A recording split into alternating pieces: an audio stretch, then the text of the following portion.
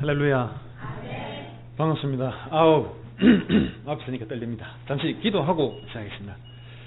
온전한 저의 힘이 되시는 아버지, 저의 도움이 되시는 아버지, 부족한 저희는 이 자리에 세워주시고 말할 수 있는 기회를 하시며 감사합니다.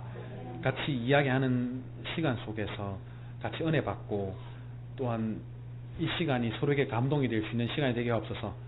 감사합니다. 예수님 이름으로 기도했습니다. 아멘. 네, 제 이름 이세호입니다.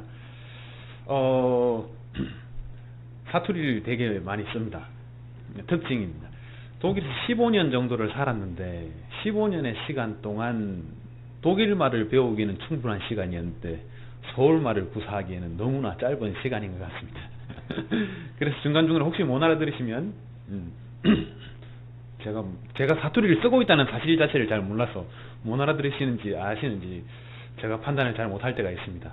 그냥 양해 부탁드리겠습니다. 저는 경상도 진주에서 사천에서 살았습니다.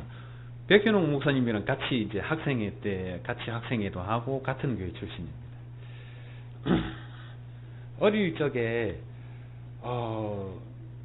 지금은 저는 이제 독일에서 그 피아노 제작 학교를 졸업하고 거기서 이제 독일에서 마이스터를 마치고 이제 피아노 회사에서 일을 하고 그 스타인웨이라는 회사에서 근무를 하다가 한국에 지금 나와서 저도 이제 자그마한 공방도 하고 독일의 회사랑 같이 왔다 갔다 하면서 일을 하고 있습니다. 제가 이 일을 하게 될 거라고 저는 꿈에도 생각도 못 했었습니다. 그냥 저는 시골에서 그냥 항상 재밌게 놀기만을 좋아했던 친구지 공부하고는 별로 상관도 없었고 외국 서울도 한번 제대로 안 해봤었는데 외국을 나간다는 생각 자체도 안 해봤습니다. 아예 그런 생각 자체를 안 해봤어요. 내가 못할 거라는 게 아니라 그런 어떤 눈높이를 가지지 못했던 사람입니다. 그런데 어느 날 되게 재밌는 계기가 있었어요. 교회에서 누군가가 되게 시끄럽게 피아노 뚜껑을 열고 조율한다고 뚱땅뚱땅 하고 있는 거예요. 피아노 조율을 해야 된다는 것 자체도 몰랐는데 누군가가 피아노 뚜껑을 열고 뭔가 피아노를 부시럭 만지고 있는 거예요. 혼자서. 그게 백현우 목사님이었습니다. 두 사람이 뭘 하지? 원래 그 백현우 목사님 태권도를 되게 잘했거든요. 동네에서 애들 다 후려잡았습니다. 제 동기들이 백현우 목사님을 되게 무서워했었어요. 되게 잘 따르기도 했고 되게 무서워도 했고 나름 포스가 있던 사람이었습니다. 근데 그 사람이 교회에서 피아노 뚜껑 열고 어울리지도 않게 뭐 피아노 뚱뚱뚱 치면서 뭔가를 고치고 있더라고요. 그게 제 머리에는 되게 깊숙이 자리를 잡고 있었어요. 아, 저런 것도 있구나 라고 생각하고 있던 찰나에 그때 IMF가 터졌어요. 96년도 이때. 근데 그때 그래서 학원들이 막 난립을 할 때였습니다. 학원들이 뭐 국가에서 뭐 기술 배워라, 뭐 제빵, 도배, 뭐 엄청 많았었어요. 용접. 근데 그 중에 보니까 피아노 조율이라는 학원이 하나 있는 거예요. 와, 심지어 저기 다니면 사비랑 그 밥값으로 15만 원인가를 또 매달 통장으로 준대요. 와, 공짜다. 가보자. 그 기억이 있으니까. 그 기억이 없었으면 전혀 저랑 상관없는 거였는데 그래, 백현 목사님 그 피아노 조율한다고 뭐 했었는데 저거 한번 해볼까? 그냥 단순하게 머릿속에 한번 기억이 있으니까 흥미를 가지게 됐던 겁니다. 그 흥미를 가지고 가서 그냥 한번 배워보고 나름 또 재밌기도 했었고 이걸로 일로 해볼까? 라고 생각하고 일을 해봤습니다. 근데 실제 피아노 조율이라는 게 막 저는 되게 폼 잡고 막 좋은 건 줄 알았는데 피아노 조율도 하지만 피아노 들고 음반도 해고 날아보고 이래야 됩니다. 계단으로 올라가고 이래야 됩니다. 너무 힘들었습니다. 그리고 이걸 하면서 좋긴 한데 뭔가 조금 더 배워보고 싶고 좀 더 발전하고 싶다는 갈망 또한 있었습니다.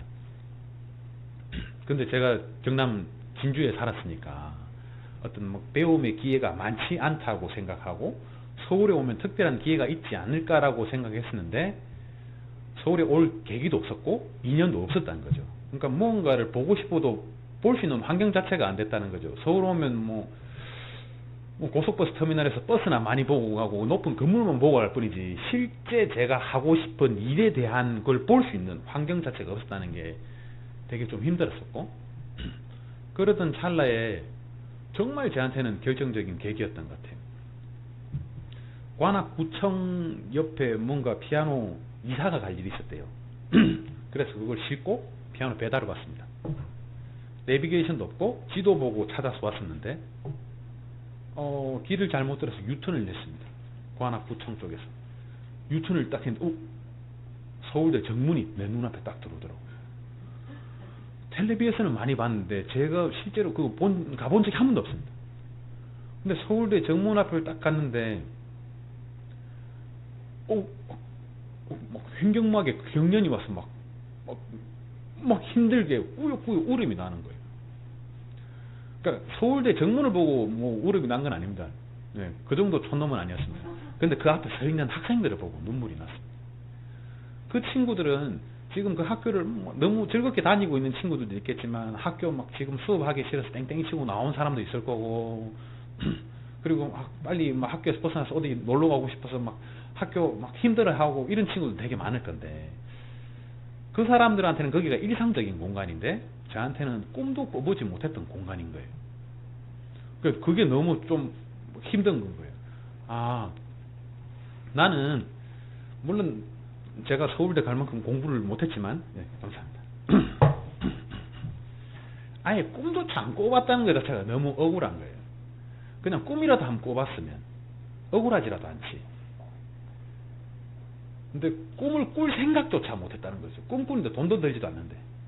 그래서 그때 생각했던 게 그러면 나한테 그냥 꿈이라도 한번 꿔볼 수 있게 다른 환경이라도 한번 줘보자 생각을 했습니다. 그냥 나한테 환경을 한번 줘보면 되니까. 일상적으로 일상이 무료할 때 여행 가면 뭐 여행 가서도 똑같이 밥 먹고 자고 뭐 움직이고 똑같은 일상이지만 여행 가서 환경을 바꾸면 마음이 달라지고 생각이 달라지는 것처럼 그럼 나한테도 한번 다른 조건을 한번 줘보자, 환경을 한번 만들어 줘보자 라고 생각하고 독일을 건너가게 됐습니다. 독일도 그냥 무작정 건너갔습니다. 그냥 일단 환경만 한번 만들어 보자, 가서 잠깐만 있다가 바람 한번 쐬고 한번 생각만이라도 해보자. 간 게 15년간 머물게 됐습니다. 가기 전에 이렇게 저렇게 편지를 쓰고 뭔가 내가 갈 거처는 있어야 되니까 연기를 했는데 어느 한 회사에서 그러면 와서 그냥 무보수 견섭 일이라도 한번 해봐라 라는 편지를 받았습니다. 그래서 그쪽 회사로 갔었고 거기서 제 인생에서 저를 이끌어준 마이스트를 만나게 됐습니다. 갔는데 일단은 외국인이 가서 돈을 받으면 불법 노동이 되거든요. 불법 노동이 됩니다. 그래서 돈을 줄 수가 없습니다. 돈을 줄 수도 없고 돈을 받을 수도 없습니다. 돈 10원 한 번 못 받고 그냥 3개월 동안 그냥 무보수 견섭을 했습니다. 아침에는 어학원을 가서 어학을 하고 오후에는 회사에 가서 말 한마디 못하니까 그냥 가서 할로 인사하고 그냥 그 다음부터는 끝. 말이라고는 없으니까 그냥 그렇게 이제 시간 3개월 동안 정이 들었습니다. 그냥 정이 들고 되게 고마운 사람이죠. 정이 들고 난 다음에 이제 저는 이제 허락받은 시간이 3개월이었고 저도 처음에 3개월을 간다고 생각했는데 있다 보니까 너무 좋은 거예요. 그냥 보는 것만 해도 좋고 이 공간에 숨쉬고 있다는 것만 좋은 거예요. 여기 있으면 내가 무언가를 배울 수 있겠구나라는 생각이 너무 간절하게 들었습니다. 근데 3개월이 지나고 가야 되는데 3개월 동안 나름 정이 들었잖아요. 오라고라 소리가 없더라고요. 그래서 그냥 1년 동안 제 혼자 아침에 출근하고 저녁에 퇴근했습니다. 그냥 1년 동안 오라가라 소리 없길래 그냥 저 혼자 가서 청소도 하고 뭐 무거운 거 들으라면 들기도 하고 뭐 옮기기도 하고 그냥 허드렛 일을 하고 1년간 버텼습니다. 되게 힘들죠. 돈은 10원 한 번 못 받는데 무언가 내가 움직이기는 해야 되고 나는 시간을 기다려야만 하고 근데 뭔가 배울 수 있는 자리를 정확히 받지는 못했고 되게 불안한 위치에 있었습니다. 그런데 이제 1년 정도 지나니까 이제 그때부터 비자가 조금 힘들어지기 시작했습니다. 비자 받기가. 그래서 이제 저는 이제 한국으로 와야 될 상황이 놓였죠. 정말 절박했습니다. 그때. 막 매일같이 눈물 나고 기도하고 아버지 제발 좀 여기 보냈으면 뭔가 좀 해결하게 해달라고 아버지 뭔가 아니 진주 살던 촌놈을 여기까지 보냈으면 뭔가를 주실 건데 왜 안 주시냐고 그냥 기도하고 그때 제일 많이 썼던 말이 그냥 나무 조각에 어딘가 그냥 아버지 살려주이소 아버지 살려주이소 이 말만 되게 많이 썼었어요. 그냥 너무 힘들었으니까. 그러니까 경제적으로 힘들어서 힘든 게 아니라 앞날이 깝깝해서 힘들었습니다. 너무나 아버지 살려주이소 아버지 살려주이소 그렇게 그 막 울컥하는 심정으로 그 눈물 나는 마음으로 이제 비자가 만료되기 한 달 전쯤 마이스터한테 말을 했죠. 그때는 이제 학원을 다니면서 조금 말을 배웠으니까 나한테 자리를 줄 수 없겠냐. 왜냐면 독일에서는 이게 자리를 받는다는 건 직원으로 채용이 돼야 되는 거기 때문에 그 회사에서도 앞으로의 직원 계획 하에 채용을 해야 되니까 쉽지는 않은 거였죠. 근데 나한테 자리를 줄 수 없겠냐. 나 1년 동안 성실했고 1년 동안 나를 봐서 알지 않느냐. 나한테는 이게 꿈이고 지금 당신이 나의 그 미래에 대한 꿈자루를 당신이 쥐고 있다고. 당신이 지금 이걸 놓으면 나는 다시 한국으로 돌아가서 삼류 무지렁뱅이 인생을 살아야 할 것이고 당신이 나의 꿈자루를 잡아주면 내가 꿈에 한 발 다가설 수 있는 기회가 될 것이다 라고 정말 비장하고 얘기했습니다. 그때가 겨울이었거든요. 진짜 이거 오케이 안 하면 내가 문 밖에서 막 눈을 맞고 얼어 죽을지언정 밤새 버틴다 이런 심정으로 진짜 얘기했습니다. 그 말을 듣고 마이스터 자기도 되게 힘든 거예요. 저 말고 벌써 독일인 친구 하나가 도제 교육 수업을 받는 사람이 있었거든요. 동시에 둘을 하기는 힘든 거예요. 자기도 일을 하면서 또 도제를 2명이나 가르친다라는 거는 쉽지 않은 일이라 2년 후에 오면 안 되겠느냐라고 말했는데 2년 후면 저한테는 기회가 없을 거라고 생각하고 끝까지 매달렸죠. 그리고 일주일 후에 그 일주일 동안 정말 기도 열심히 했습니다. 제발 오케이 하기. 근데 일주일 후에 마이스터가 불렀습니다. 불러서 감사하게도 오케이 내가 니랑 계약을 하고 자리를 주겠다. 내년부터 시작하자. 지금부터 시작하자. 라고 해서 독일에서 첫 발을 디디고 이제 계약을 하고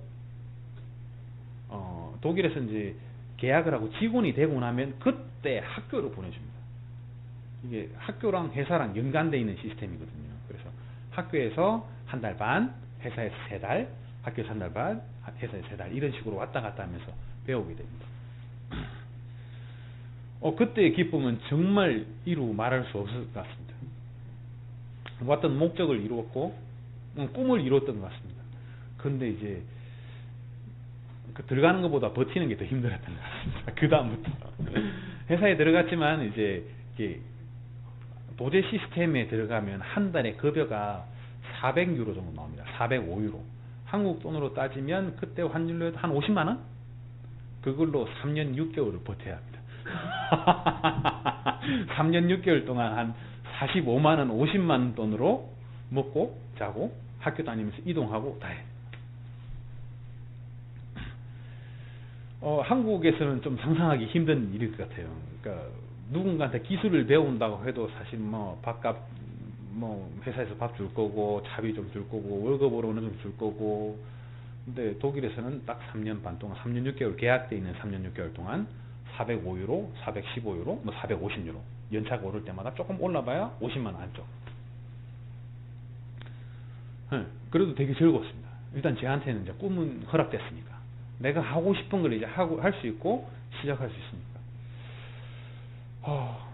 정말 그때 같이 다녔던 한인교회 그 집사님들 그리고 목사님 정말 그 기도 많이 해주셨고 또 큰 힘이 됐습니다. 외국에서 한인교회라는 것은 진짜 교회 그 이상의 가치를 진짜 가지고 있는 것 같아요. 교회이자 내 신앙의 중심이자 어떤 내 마음의 고향 같은. 외국에 하루 종일 외국인과 부딪히다가 교회만 가면 여기는 한국인 것 같은 그렇게 마음을 나눌 수 있는 곳이었고 거기서 아픔을 달래고 희망을 얻고 말씀으로 힘을 얻고, 그래서 3년 6개월을 잘 버텼습니다.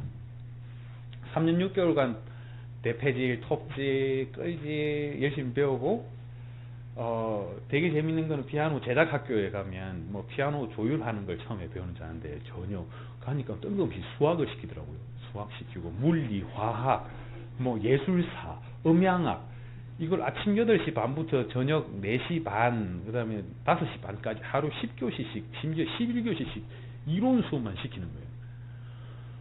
나는 이제 학교 들어오면 뭐 피아노 조율하는 거 배우고 피아노 뭐 만드는 거 배우는 줄 알았더니만 이론 수업만 시키는 거예요. 문제는 제가 그때 독일 간 지가 2년 정도밖에 안 됐을 때인데 이론 수업을 따라가기에는 턱없이 부족한 독일의 실력이었다는 거죠. 정말 맨날 끝에서 뭐 까딱까딱까딱 했습니다. 이걸 어떻게 해야 되나. 매일같이 학교 다닐 때 공부도 그렇게 열심히 해보지 않았던 사람인데 매일같이 학교 마치고 오면 프린트물, 그 다음에 막 적어놨던 필기들을 매일 밤마다 하나하나 단어 하나하나 찾아서 번역하고, 그냥 단어를 번역한 것들을 그냥 대충 이해하는 정도 수준이었습니다. 그때 워낙 계속 쭉 나가는 문장들을 이해했어야 됐기 때문에. 그렇게 1년, 2년, 3년 하다 보니까 이제 이해가 되기 시작하더라고요.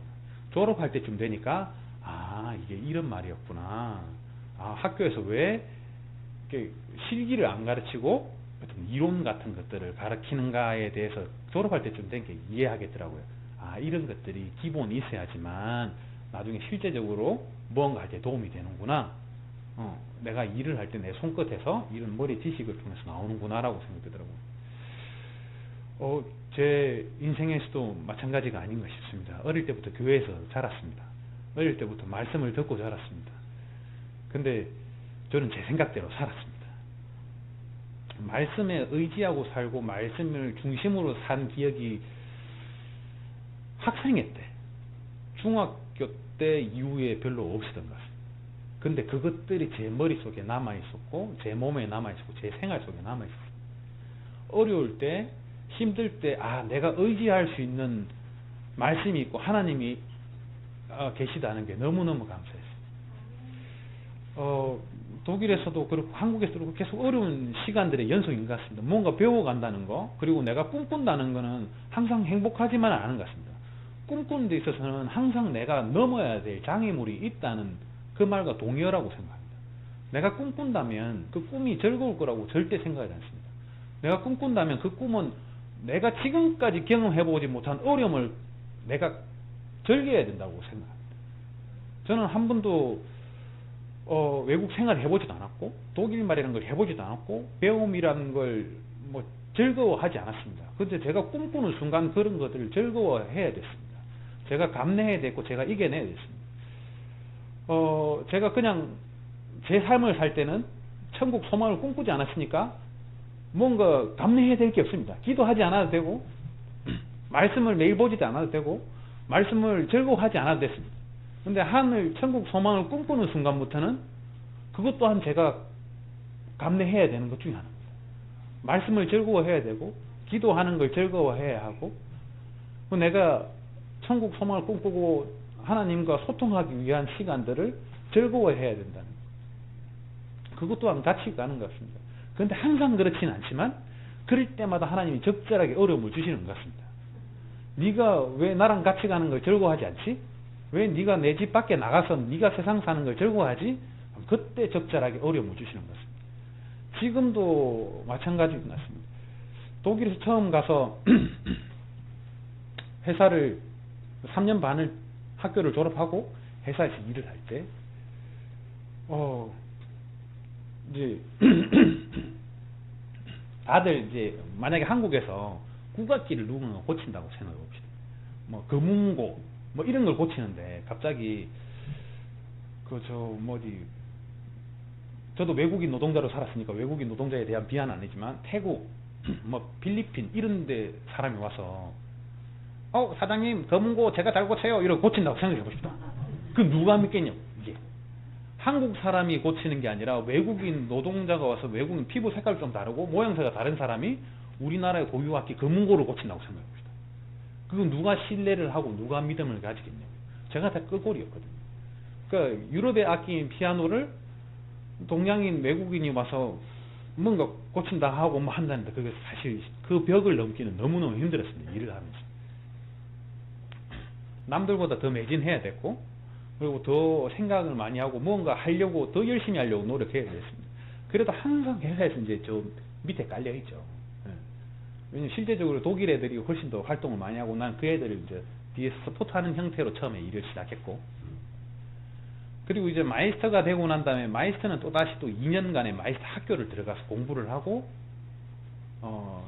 연방정부에서 치르는 시험을 치고 합격하면 이제 마이스터의 칭호가 지어지는데, 마이스터를 마치고 난 다음에도 마찬가지였어요. 독일에서 누군가 뭐 기술의 나라 독일에서 마이스터가 온다는 건 머리가 조금 희끗희끗한 중년의 노신사, 그리고 당연히 얼굴은 그 독일인이어야 하고, 근데 갑자기 뜬금없이 머리 쪽비 세운 동양인 하나가 나 마이스터입니다 하고 오니까 그 신뢰 또한 얻기는 쉽지 않았습니다. 독일 스타인웨이라는 회사에서 근무를 했고, 그 스타인웨이라는 회사는 피아노를 만드는 되게 큰 회사입니다. 세계적인 회사입니다. 피아노 한 대에 뭐 2억 몇천 3억 정도 하는 악기를 만드는 회사입니다. 그리고 그런 악기를 관리한다는 사람이 제가 갔습니다. 그것도 독일 그 뭐 오페라 하우스, 그 다음에 음대 이런 데를 가니 거기에 계신 분들, 그 다음 교수님들이 처음에 쉽게 봐줄 리는 없었습니다. 그때도 할 수 있는 말은 오로지 그냥 아버지 살려주이소, 아버지 살려주이소. 그 기도, 제 기도에는 그냥 단순합니다. 뭐 저는 지금도 기도를 하면 기도의 분량이 크지도 않고 뭔가 깊이 들어가지도 않습니다. 그냥 딱 하나, 그냥 아버지 살려주이소. 이 말 한마디에 제 모든 고뇌와 근심이 다 섞여 있는 것 같습니다. 그 말 하고 나면 마치 진짜 아버지 앞에 그냥 울면서 그냥 아버지 잘못했습니다 이런 느낌처럼 아버지 살려주세요 이 한마디에 그냥 제 마음이 다 들어가 있는 거죠.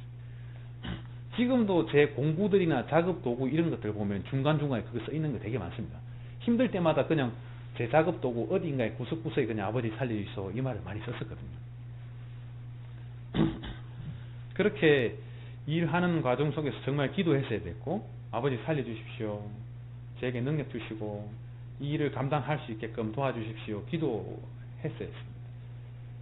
그 기도를 하지 않을 수가 없었던 것 같습니다. 기도를 안 하면요, 아버지께서 적절하게 줬다가 뺏는 걸 너무 잘하시는 것 같습니다. 저한테 어느 순간인가 와 이제 나 다 됐다, 이제 완성이다, 이제 내 앞에 거칠 게 없다 라고 하는데, 어느 순간 택도 안 되게 너무 기초적인 것들이 제가 잊어버리거나 뭐가 안 될 때가 있습니다. 말도 안 되는 것들, 지금 나는 마이스터인데 이거 말도 안 되는 것들이 안 된다니, 이게 말이 안 된다. 내가 이 일을 포기해야 하나, 내가 어떻게 해야 되나. 결국 생각해 보면 다시 베이직으로, 다시 원점으로 아버지 살려주이소 무릎 꿇고 갈 수밖에 없게끔.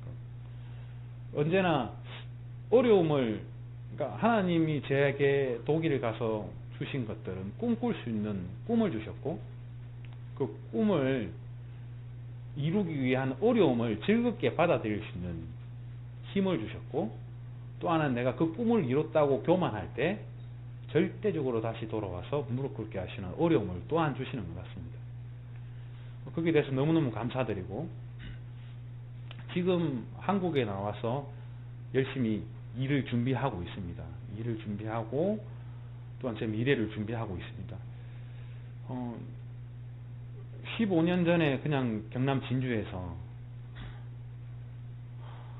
말도 안 되게 인생을 어떻게 살아야 되는가 그냥 고민만 해봤지 그 어떤 해결책도 가지지 못했던 사람입니다. 제가 만약에 그대로 살았더라면 제 인생이 어떻게 바뀌었을까 정말 상상하기 힘든, 여러분들을 만나볼 수조차 없었겠죠. 왜냐하면 저는 계속 진주에 살았으니까. 아마 지금 좀 농사 짓고 살고 있지 않을까, 안 그러면 시골에서 뭔가 부모님에게 아직까지도 근심이 되는 아들로 살고 있지 않을까, 심히 걱정되는 사람이었습니다. 근데 그 사람에게 우연한 계기에 무언가 내가 흥미를 가질 수 있는 기회를 허락하시고, 그걸 또한 내가 스스로 뭔가 찾았다, 독일을 갔다라고 제가 말할 수가 없습니다. 저는 독일 가기 전에 중국도 일본도 뭐 외국을 나가본 적이 없었던 사람인데 어떻게 덜컥 독일을 나갈 수 있게 하셨으며, 또한 거기서 좋은 사람을 만나서 또한 공부를 할 수 있게 해주셨으며, 거기에서 회사를 다니고 또한 마이스터가 되게 해주셨으며, 제 머리는 정말 이해가 가지 않습니다. 제 그냥 느끼는 거는 가슴으로밖에 이해할 수 없습니다.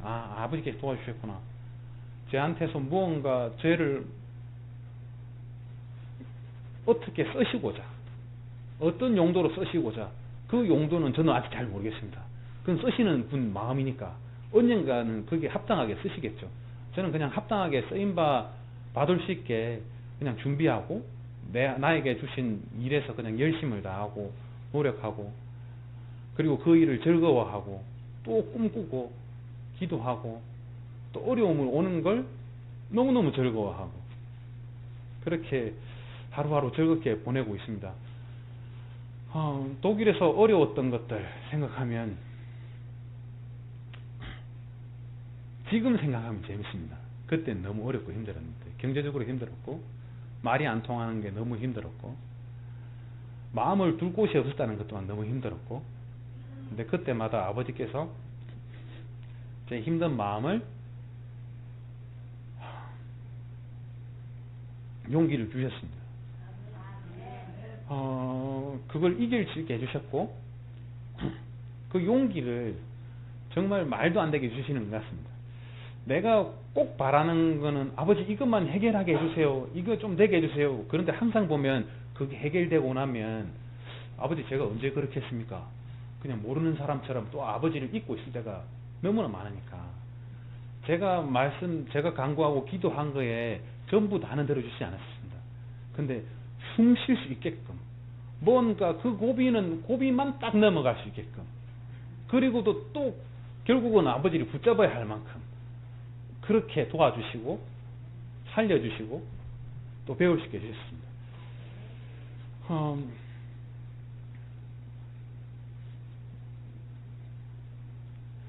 아버지께 너무 감사드리는데, 저는 아직까지 제가 하나님을 어떤 도구로 쓰임 받을지 정확히 잘 모르겠습니다. 제가 판단할 수 있는 영역은 아니라고 생각하는데, 무언가 아버지께서 저를 들어 쓰실 어떤 사명이 분명히 있다라고 생각합니다.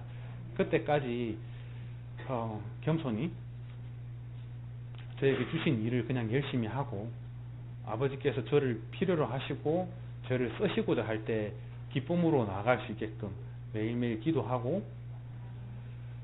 말씀 보면서 그렇게 아버지 안에 살고 싶습니다.